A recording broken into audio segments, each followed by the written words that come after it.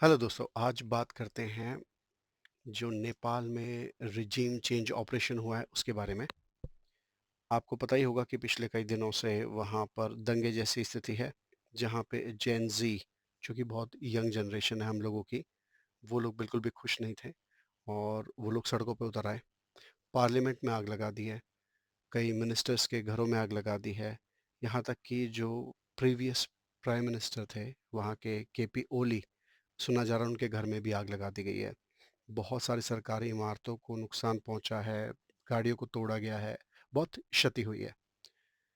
तो दोस्तों ये जो अभी इंसिडेंट हुआ है भारत के पड़ोस में, ये कुछ नया नहीं है। अगर आप तारों को जोड़ेंगे तो आपको पता लगेगा कि स्थिति कुछ और है। इसके बारे में बात करते हैं।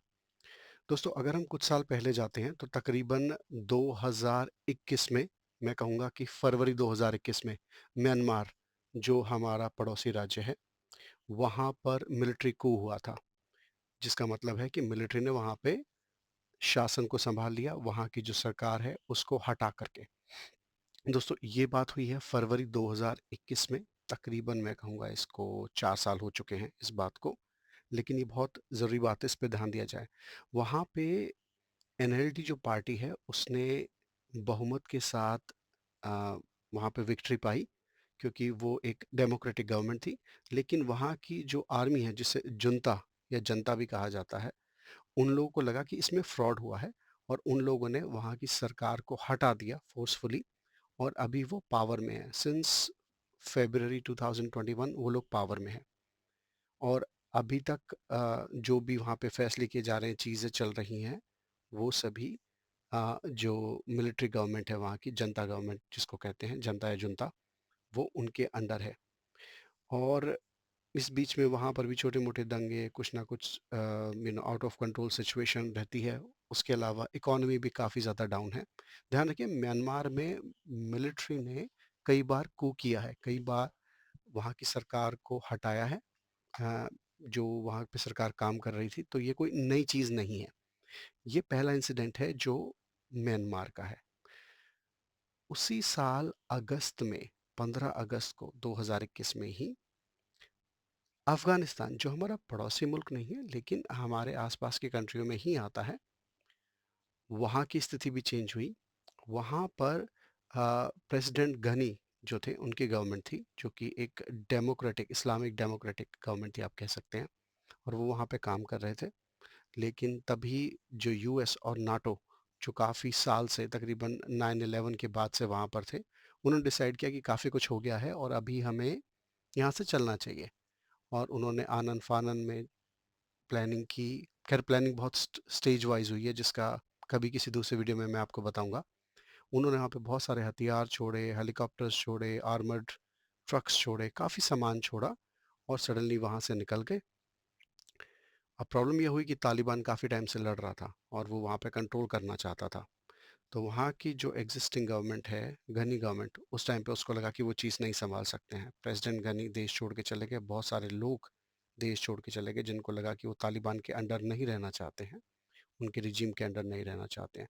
लोगों को लगा कि वहाँ की जो एग्जिस्टिंग मिलिट्री है, वो थोड़ी-सी फाइट करेगी, लेकिन सरप्राइजिंग उन लोगों ने फाइट नहीं किया। उन्होंने सरेंडर किया और तालिबान ने विदिन लाइक 2 टू 3 डेज़ पूरा कंट्रोल किया और अभी तालिबान की गवर्नमेंट है वहाँ पर। स्थिति वही है कि इकोनॉमिक सिचुएशन सही नहीं है, ह्यूमैनिटेरियन सिचुएशन ख़राब है, जैसे अखबार वगैरह सब लोग बताते हैं। अ, वहाँ पे क्योंकि तालिबान एक इस्लामिक गवर्नमेंट है, वो अपने हिसाब से वहाँ पे चीज़ें करती हैं, जो बहुत से देशों को, जहाँ पे डेमोक्रेसी है या ह्यूमन राइट्स हैं, उनको वो चीज़ें सही नहीं लगती है। लेकिन सिंस 15th ऑफ अगस्त 2021 वहाँ पे तालिबान सरकार है और वो अपना शासन चला रही है। भारत के साथ तालिबान के और जो इससे पिछली गवर्नमेंट है, उनके बहुत अच्छे रिश्ते हैं। भारत ने तालिबान को रिकॉग्नाइज़ नहीं किया है क्योंकि वो एक डेमोक्रेटिक गवर्नमेंट नहीं है, लेकिन तालिबान और अफ़गानी लोगों के साथ बहुत लंबे रिश्ते होने की वजह से भारत उनकी हर संभव सहायता करता है। अभी रिसेंटली अफ़गानिस्तान में बहुत ज़बरदस्त भूकंप आया था, जिसमें भारत ने बहुत ज़्यादा धनराशि, खाने का सामान, काफ़ी चीज़ें भेजी हैं। भारत इसके अलावा वहाँ पे कंस्ट्रक्शन प्रोजेक्ट्स जितने भी हैं, उनको चलाता है, रोड है, सड़कें हैं, बहुत सारी चीज़ें बनाता है, डैम भारत वहाँ पे बना रहा है। इसके अलावा वहाँ की जो पार्लियामेंट है, उसको हमारे जो भूतपूर्व प्रधानमंत्री थे, श्री अटल बिहारी वाजपेयी जी, उनकी गवर्नमेंट के अंडर उसको बनाया गया था और हैंडओवर किया गया था। तो बहुत सारी चीज़ें भारत करता है, भारत के बहुत अच्छे संबंध अफ़गानिस्तान के साथ है, लेकिन हाँ, वहाँ पर भी रेजीम चेंज हुआ 2021 में।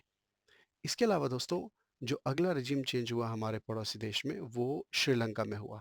श्रीलंका में हुआ है जुलाई 2022 को। वहाँ पर जो गवर्नमेंट थी समय पे, वो थी प्रेसिडेंट गोटाबाया राजपक्सा की, और वहाँ पे भी सिचुएशन खराब हुई, लोग खुश नहीं थे। लोगों ने वहाँ पे टॉपल की गवर्नमेंट। ये सिविलियन एक डिसोबीडियंस आप कह सकते हैं, उस तरीके से था। वहाँ पे फ्यूल, फूड, मेडिसिन की जो सप्लाई थी वो कम हो गई थी। इकॉनमी बहुत अच्छी नहीं चल रही थी। इन्फ्लेशन बहुत हाई हो गई थी, महँगाई बहुत हाई हो गई थी, फॉरेन एक्सचेंज था नहीं।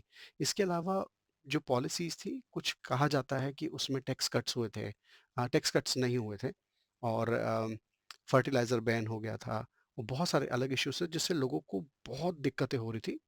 तो एक अपराइज़िंग टाइप हुआ, लोग खुश नहीं थे, और लोगों ने जाके वहाँ पार्लियामेंट पे और बहुत ज़्यादा सरकारी बिल्डिंगों पे कब्ज़ा किया, सड़कों को जाम किया, और वहाँ पे जो उस टाइम के प्रेसिडेंट थे राजापक्सा जी, उनको रिज़ाइन करना पड़ा और वहाँ से भागने के लिए मजबूर होना पड़ा। इसी बीच में वहाँ पे रानिल विक्रमसिंघे जो हैं, उन्होंने इंटरिम गवर्नमेंट बनाई और बाद में वो वहाँ पे प्रेसिडेंट भी बने। पब्लिक ने डिमांड किया कि भाई थोड़ा-सा प्रेसिडेंसी या जो पावर्स हैं सरकार की, उसमें थोड़ा रिफॉर्म किया जाए। भारत ने हर संभव प्रयास किए। उनकी जो इकोनॉमिक कंडीशन जो बहुत ज़्यादा ख़राब हो गई थी, और कहीं न कहीं जो श्रीलंकन गवर्नमेंट थी वो इंडिया से दूर होती जा रही थी दोस्ताना माहौल से। तो भारत ने ये सब देखते हुए भी उनकी बहुत अच्छी मदद की, उनको बहुत ज़्यादा सामान सप्लाई किया, चाहे पेट्रोलियम हो, चाहे खाने का सामान हो, चाहे वहाँ पे कोई मेडिसिन्स हों या कंस्ट्रक्शन मटीरियल हो। भारत ने हर संभव सहायता की और उनको तकरीबन इस स्थिति से निकाल दिया है। ये हुआ 2022 में श्रीलंका में दोस्तों। अब ये 3 कंट्रियाँ हो चुकी हैं। इसके अलावा फिर पाकिस्तान में हुआ 10 अप्रैल 2022 को। वहाँ पे जो प्रधानमंत्री थे इमरान खान, पीटीआई पार्टी के प्रमुख हैं वो, और लोगों के हिसाब से, पाकिस्तान लोगों के हिसाब से बहुत अच्छी सरकार चला रहे थे, वहाँ पे चेंजेस लाने की कोशिश कर रहे थे। लेकिन पाकिस्तान का जो बहुत पुरानी हिस्ट्री है कि वहाँ पे जो उनकी मिलिट्री है, वो डायरेक्टली या इनडायरेक्टली हमेशा कंट्रोल में रहती है, ये कहा जाता है। लोग ज़्यादातर ये चीज़ जानते हैं। तो वहाँ के जो सैनिक जनरल हैं, सैनिक प्रमुख जो हैं, वो हमेशा अ, इक्वल और मोर देन पावर में रहते हैं अ, वहाँ के प्रधानमंत्री से। तो वहाँ पर भी ये सिचुएशन हुई कि जो गवर्नमेंट थी वो इमरान खान के सॉरी, जो गवर्नमेंट नहीं, जो मिलिट्री थी, वो इमरान खान की चीज़ों के हिसाब से खुश नहीं थी। उन्होंने भी ये हवाला देके कि डिस्ट्रेस है, उन पे काफ़ी ज़्यादा केसेस हैं, काफ़ी इश्यूज़ चल रहे हैं, प्लस उनके मिलिट्री के साथ बहुत ज़्यादा अच्छे संबंध नहीं थे। वो चेंजेस लाना चाहते थे, कंट्रोल गवर्नमेंट के पास रखना चाहते थे, सिविलियन गवर्नमेंट के पास। वो चीज़ चली नहीं, और फिर करप्शन किया है उन्होंने, और बहुत सारे इल्ज़ाम जो लगे, उसके बाद उनको गिरफ्तार किया गया, और वो तब से अभी तक जेल में हैं। और वहाँ पे बाद में शहबाज़ शरीफ जो हैं, वो प्रधानमंत्री बने, वो अभी भी प्रधानमंत्री हैं वहाँ पर, और वो अभी ऑनगोइंग प्राइम मिनिस्टर हैं। वहाँ पर भी सिचुएशन यही है कि रिजीम चेंज हुई, अचानक हुई, नॉर्मल जो सिविलियन गवर्नमेंट चल रही थी उसको काम नहीं करने दिया गया। ये हुआ 2022 में। अब दोस्तों इसके बाद ये चीज़ थमी नहीं है। इसके बाद अगली बारी थी बांग्लादेश की, हमारे नेबरिंग कंट्री की।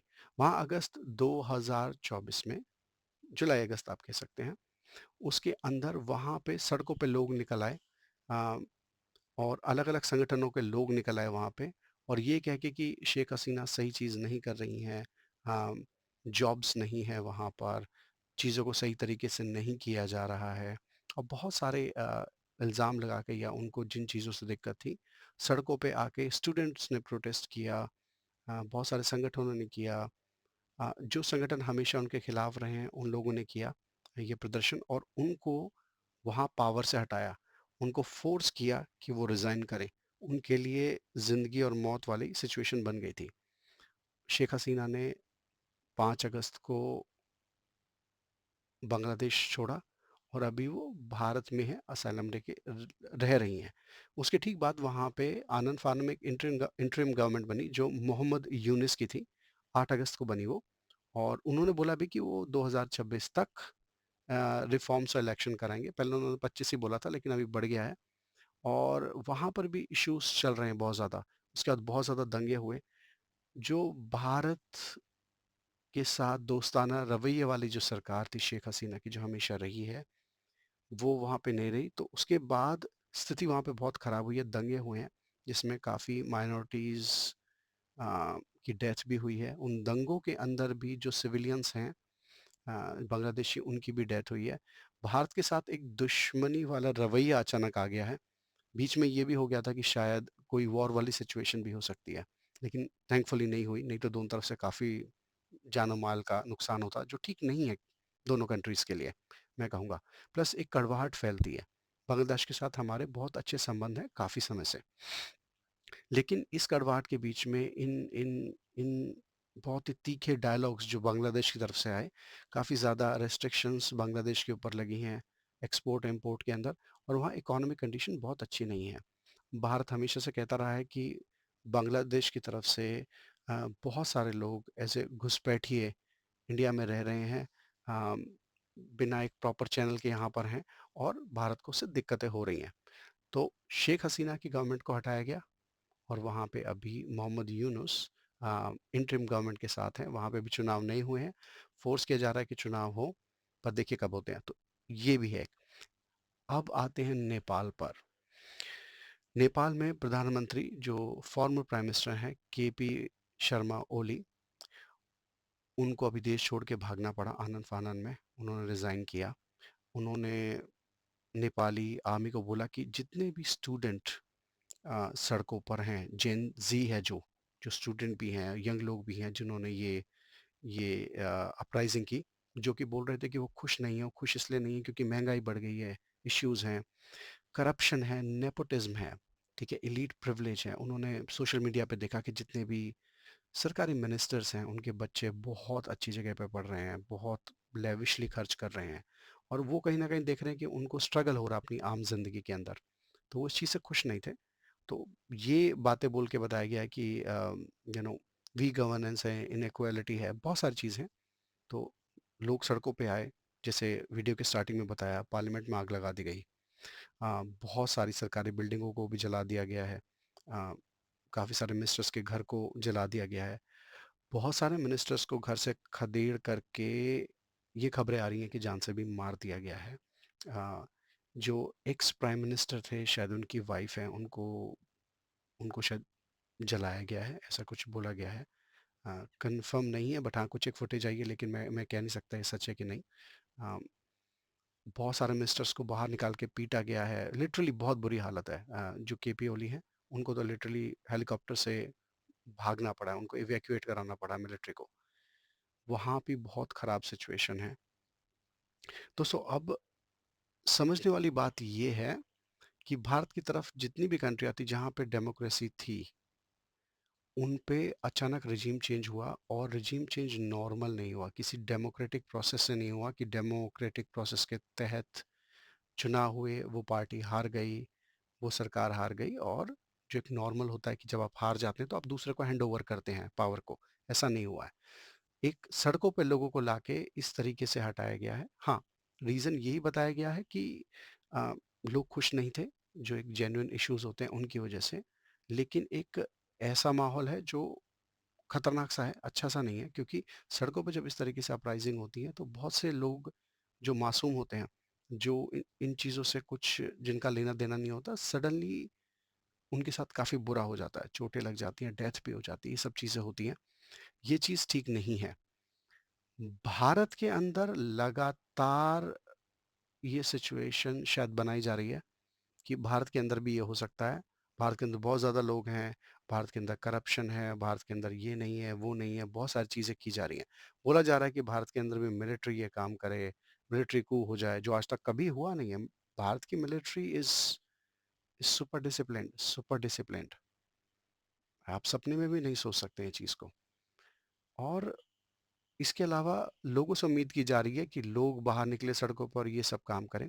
पहले भी कहीं न कहीं जैसे रिपोर्ट्स आई हैं तो शायद जब किसान आंदोलन हुआ तो उसके अंदर भी ये सिचुएशन बनाने की कोशिश की गई थी या बन रही थी। लेकिन सरकार ने आगे जाके ये बोल के कि हाँ ठीक है, हमने जो रिफ़ॉर्म्स किए थे, वो किसानों की भलाई के लिए किए थे। लेकिन अगर किसानों को लगता है, कुछ किसानों को सही, लेकिन अगर लगता है क्योंकि सब लोग नहीं आए थे सड़कों पे, बाकी काफ़ी प्रदेशों के किसान नहीं आए थे। तो अगर वो नहीं आए हैं लेकिन उनकी उनकी बातों को मान के या जो सड़कों के ऊपर बार-बार सिचुएशन बन रही थी, अराजकता फैल रही थी, उसको ध्यान रख के सरकार ने मना कर दिया। उन्होंने बोला कि ठीक है, हम इसको लागू नहीं करते। एक एक बिल जो आ गया था, उसको वापस ले लिया गया। जबकि उसमें ये भी हुआ था कि लाल किले पर भारतीय झंडे को निकाल करके अ, एक स्पेसिफिक रिलीजन का झंडा लगा दिया गया था। लोगों को बहुत खराब लगा था क्योंकि जो भारतीय झंडा है वो सबको रिप्रेजेंट करता है। रिलीजन, कास्ट, क्रीड इसको नहीं देखता है। वो हमारी यूनिटी को, हम सबको एक साथ रिप्रेजेंट करता है जो अच्छी चीज़ नहीं है। लोगों को बहुत ऐतराज़ हुआ था इस बात से।